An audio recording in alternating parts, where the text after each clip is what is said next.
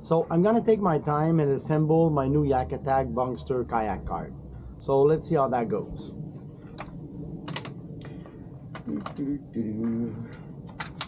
There's no rush, right? So no need to start trying to go super fast and whatnot. I can just assemble the thing, and you hope that it's not too complicated to assemble. So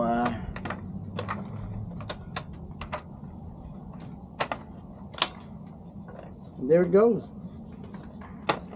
It's assembled. Wait a minute.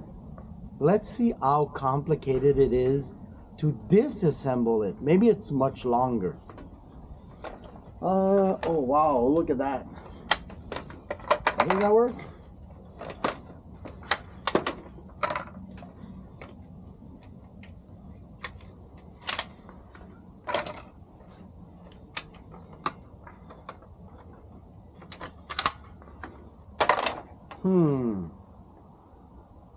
YakAttack Bunkster kayak cart.